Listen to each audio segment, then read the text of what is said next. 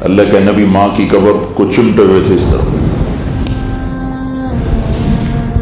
پتھروں کو سینے سے لگایا ہوا تھا۔ جب ام ایمن قریب آئی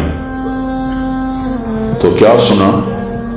اور اے ماں، تو مجھے چھوڑ کے کہاں چلی گئی؟ تمہیں تو پتا تھا تیرے سوا میرا اور کوئی نہ تھا، تو کہاں چلی؟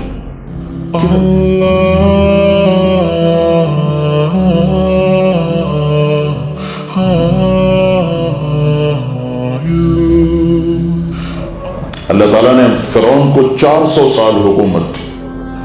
تو ایک دفعہ موسیٰ علیہ السلام نے پوچھا، یا اللہ، یہ کمبخت تو کہتا تھا میں ہی خدا ہوں، دنیا میں ایک انسان گزرا ہے جس نے یہ دعویٰ کیا میں خدا ہوں، انا ربکم الاعلی، تو نے اس کو اتنی مہلت کیوں دی؟ تو اللہ تعالیٰ نے فرمایا، موسیٰ اپنی قوم میں عدل کرتا تھا، میں مہلت دیتا۔ ظلم تو شروع کیا جب اسے نجومی نے بتایا کہ ایک بچہ بنو اسرائیل میں پیدا ہونے والا، تیری سلطنت لے ڈوبے گا، پھر وہ ظالم بنا، تو پھر 80 سال میں ختم ہو گئے۔ 320 سال ایک آدمی حکومت کرتا چلا رہا ہے خدائی کی دعوے کے ساتھ، اور اللہ مہلت دے رہا ہے کہ عادل ہے، انصاف کرتا ہے۔ تو میرا تو ریڑھی چلانے والا بھی ظالم ہے، میرا غریب بھی ظالم ہے، صرف سیاستدان ظالم نہیں ہے، صرف طاقتور طبقے قبضہ گروپ ظالم نہیں ہے، ہمارا تو ریڑھی والا بھی ظالم ہے۔ بڑی نچلی سطح تک ظلم جا چکا ہے۔ میرے نبی سے پوچھا گیا، یا رسول اللہ قیامت کب آئے گی؟ آپ نے کہا اللہ کو پتا، مجھے نہیں پتا۔ مل مسئول عنہا بعالم من السائل، کہ یا رسول اللہ کوئی نشانی بتا دیں، کوئی نشانی بتا دیں۔ آپ نے فرمایا، جب ماؤں کو ذلیل کیا جائے گا تو قیامت آ جائے گی۔ تو یہ امریکہ کی سازش ہے، ہندوستان کی سازش، یہود و نصارہ کی سازش ہے کہ نوجوان اپنی ماؤں کو ذلیل کر رہے ہیں، بیٹیاں اپنی ماؤں کو ذلیل کر رہی ہیں، یہ یہود و نصارہ کی سازش ہے یا کسی باطل کی سازش ہے، ایجنسیوں کی سازش ہے؟ میری اپنی سازش ہے کہ جب ماؤں کو ذلیل کیا جائے گا قیامت آ جائے گی۔ ایک صحابی، نبیوں کے بعد افضل ترین انسان 1.25 صحابہ ہیں۔ ایک صحابی ہیں علقمہ رضی اللہ تعالیٰ عنہ، ان کی بیگم نے پیغام بھیجا کہ وہ مر رہے ہیں اور کلمہ نہیں پڑھ پا رہے، تو آپ فوراً اس کے پاس گئے۔ آپ نے کہا بیٹا کلمہ پڑھو، کہ یا رسول اللہ نہیں پڑھا جا رہا، باقی گفتگو ہو رہی ہے، کلمہ پڑھنے تو نہیں پڑھا جاتا۔ کہ یا رسول اللہ پڑھا نہیں جا رہا۔ آپ نے فرمایا ماں باپ میں کون ہے اس کا؟ کہا جی ماں زندہ ہے۔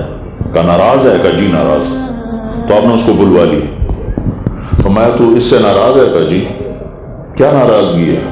کہ یا رسول اللہ مجھے اس کے دین کا کوئی گلہ نہیں، بہت نیک ہے، رات تہجد پڑھتا ہے، دن میں روزے رکھتا ہے، میرے ساتھ جب بولتا ہے تو اتنا سخت بولتا ہے کہ میرا دل توڑ دیتا ہے، اس کی زبان میں تیزی ہے، زبان میں کاٹ ہے، میں اس سے دکھی ہوں۔ صرف زبان کی تیزی جو آج ماؤں کے ساتھ ہو رہا ہے وہ نہیں، صرف زبان میں تھوڑی تیزی۔ تو آپ نے فرمایا تو معاف کرے گی؟ کر نہیں۔ کہ میں اسے جلا دوں اگر پھر معاف کرے گی؟ اگر میں اسے جلانا چاہوں پھر اس کی سفارش کرے گی؟ کہاں کروں گی، جلتا تو نہیں دیکھ سکتی۔ اگر تو نے معاف نہ کیا تو سیدھا جہنم میں جائے گا، اللہ کی آگ جلائے گی۔ کہا اچھا میں معاف کرتی ہوں۔ تو آپ نے کہا بیٹا کہو لا الہ الا اللہ۔ تو اس نے کلمہ پڑھا اور جان نکل گئی۔ پھر آپ نے اس کا جنازہ پڑھایا اور تدفین کے بعد فرمایا سنو، جس نے ماں باپ کو ذلیل کیا ان پہ اللہ کی لعنت، ان پہ فرشتوں کی لعنت، ان پہ زمین آسمان کی لعنت، نہ ان کی نماز قبول ہے، نہ روزہ قبول ہے، نہ صدقہ قبول ہے۔ تو میرا سارا پاکستان بھرا پڑا ہے، مائیں ذلیل ہیں، باپ ڈرتے پھرتے ہیں، دبکتے پھرتے ہیں، گل نہ گاٹے نہ پہ جا۔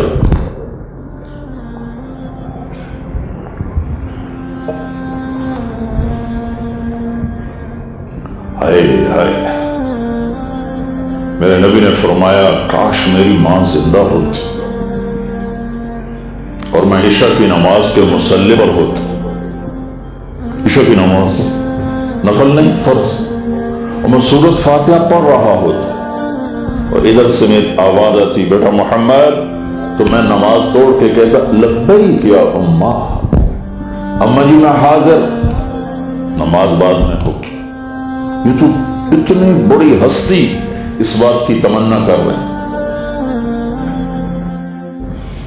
اور جب آپ حج کے سفر پہ تشریف لے گئے، 57 برس گزر چکے ہیں والدہ کے انتقال کو. آپ 6 سال کے تھے جب والدہ کا انتقال ہوا. 57 بر آپ کی عمر اب 63 سال ہے. اب وہاں پہنچے. یہ جو مدینے سے حج کا سفر تھا، مدینہ سے ذوالحلیفہ، ملل، روحا، عرش، عثایا، ابوا، عصفان، مر الظہران اور مکہ. یہ سفر تھا ہمارے نبی کے حج کا، اور یہ پرانا راستہ تھا بیچ بیچ پہاڑوں میں سے. اب وہاں پہنچے تو والدہ کی قبر سے گزرے. خاص طور پر وہ پہاڑوں میں ہے، راستے میں نہیں، پہاڑوں میں. وہاں وہ راستہ اختیار کیا. یہ اپریل کا مہینہ تھا، سخت دھوپ اور گرمی. تو والدہ کی قبر پر اتر گئے اونٹنی سے. آپ کے ساتھ کوئی 60-70 ہزار کا قافلہ ہو چکا تھا. اور ماں کی قبر کے سرانے جا کر یوں بیٹھے، گھٹنے اٹھائے اور یوں ہاتھ رکھے اور سر گھٹنوں میں دے دیا، اور اس طرح ہوئے جیسے چھوٹے بچے ہوتے. کئی گھنٹے مسلسل سرانے بیٹھ کر روتے رہے. نہ گرمی نہ دھوپ، کسی چیز کو نہیں دیکھا. شدید گرمی، شدید دھوپ، گھنٹوں روتے رہے روتے رہے. اور ہچکیوں کی آواز، ڈاڑھی آنسوں سے تر. پھر اٹھے تو قافلے کے ٹھہرنے کا انتظام ابوا میں تھا، وہاں سے کوئی 10 میل دور. وہاں نہیں گئے کہ یہیں رات گزری. میں سن 2000 میں گیا تھا قبر کی زیارت کے لیے. زندگی سفروں میں گزر گئی، لیکن وہ سفر میری زندگی کا سب سے عجب اور انوکھا سفر. 2 دفعہ بیت اللہ کے اندر گیا، وہ کیفیت نہیں محسوس کی جو وہاں محسوس کی. اور وقت بھی شام ہو رہی تھی، سوگوار سا وقت ہوتا ہے شام کا، اور وہ ماحول بھی ایسا تھا. اس جگہ پر میں کھڑا دیکھ رہا تھا کہ جس کے لیے کائنات بنائی، اس کو اتنے بڑے امتحان میں ڈالا کہ اس جنگل میں ماں کو اٹھائے. صرف 25 برس کی عمر حضرت آمنہ کی.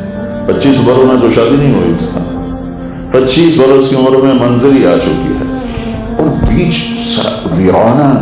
چلو 4 دن بعد اللہ موت دیتا تو مکے والے سنبھالتے، وہاں سارے دادے چاچے موجود تھے. مدینے میں اللہ موت دیتا تو وہاں آپ کی پردادی کا سارا خاندان تھا، وہ سنبھالتے. جنگل میں موت ہے. ایک پہاڑ ہے اتنا اونچا، اتنا یہ پلر بنا ہوا ہے، اتنا اونچا، تو اس کے اوپر ایسے 10 بائی 10 کا قدرتی فرش تھا. باقی سارے پہاڑ ایسے تھے اور وہ یوں چوکور تھا، جیسے پہلے سے یہ جگہ متعین تھی کہ یہیں اختتام ہوگا، کائنات کی افضل ترین ماں کا یہیں اختتام ہوگا. تو اللہ کے نبی صرف 6 سال کے تھے اور ایک خادمہ تھی ام ایمن بس. ہائے جو آپ تڑپے ہیں وہاں. باپ دیکھا نہیں، بہن بھائی ہیں کوئی، ماں ہی ماں ہے جو باپ بھی ہے، ماں بھی ہے، بہن بھی ہے، بھائی بھی ہے، سہیلی بھی ہے، دوست بھی ہے، خادمہ بھی ہے، اور اللہ نے وہ اٹھایا.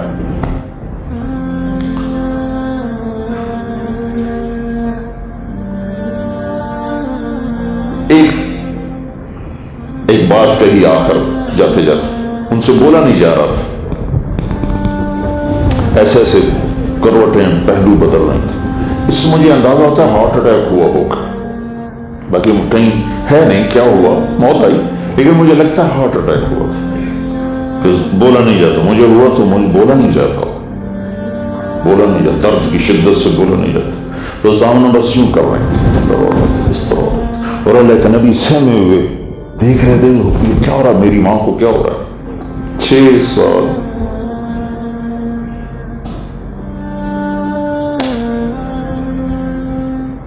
तुम्हें रोटी के चक्कर ने असल चीज से कितना दूर कर दिया। फिर आपने कहा कुल्लु हय्यिन मय्यित व कुल्लु जदीदिन मौत। बेटा, हर जिंदा ने मरना है, हर जवानी ने ढलना है। मुझे लगता है मेरा वक्त आ चुका है। वक़द वलदतु तुहरा। हाँ, मैं एक ऐसे बच्चे को छोड़ के जा रही हूं जो सारे आलम को पाक करेगा, रोशन करेगा। जिंदगी ने हारना ही होता है। कब जीती है जिंदगी? किसने वहां कब्र बनाई, कौन गुजरा, वो ऐसा वीराना है, मुझे नहीं खबर कि किसी भी दौर में वो गुजर का हो, लेकिन शायद कोई गुजरे होंगे राहगीर मुसाफिर जिन्होंने मिलकर छुपाया, पत्थरों में कब्र बनाई, नीचे उतरे। उम्मे ऐमन सवारी की तरफ बढ़ी तो पीछे देखा तो अल्लाह के नबी गायब, तो वापस मुड़ी। ऊपर गई तो ऐसा मंजर था कि आसमान के फरिश्ते भी रो रहे होंगे। अल्लाह के नबी मां की कब्र को चिमटे हुए थे इस तरह, पत्थरों को सीने से लगाया हुआ था। जब उम्मे ऐमन करीब आई तो क्या सुना, और ऐ मां, तू मुझे छोड़ के कहां चली गई? तुम्हें तो पता था तेरे सिवा मेरा और कोई न था, तू कहां चली? किधर जाऊं, किसके पास जाऊं? उम्मे ऐमन ने उठाना चाहा, इनकार कर दिया। ये भी मां है, उम्मे ऐमन भी मां है। हमारे नबी को 8 औरतों ने दूध पिलाया है, हलीमा के अलावा, और वालिदा के अलावा 6 और औरतों ने दूध पिलाया, उनमें एक उम्मे ऐमन भी। कहा मुझे छोड़ दो, मैं कहीं नहीं जाऊंगा, मैं अपनी मां के पास ही रहूंगा। जबरदस्ती खींचा, उठाया, रोते रोते नीचे पर ऊंटने पे बिठाया। आगे 3 रातें दरमियान में हैं, तीसरी रात मक्का पहुंचते थे। तो इन 2 दिन 3 रातों में कोई आंसू पूछने वाला नहीं था।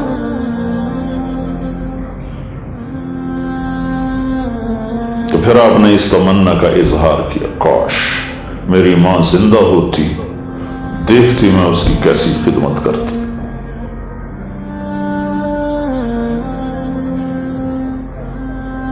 तो अब ये किसी की साजिश तो नहीं है कि माएं लाहौर में जलील हो रही, किसी की साजिश।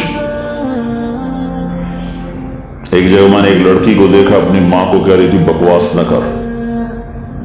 वो तो पंजाबी में कहती भाव का नहीं, मैंने तर्जुमा किया भाव का नहीं। तो उसकी मां के मोटे मोटे आंसू ऐसे गिर रहे थे, ऐसे गिर रहे थे।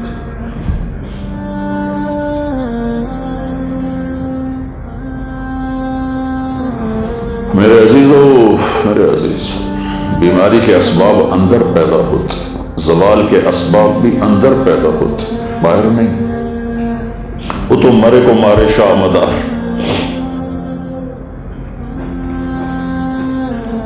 तो ये बहुत बड़ा अलमिया है। हम सिफात के लिहाज से बहुत गिर चुके हैं।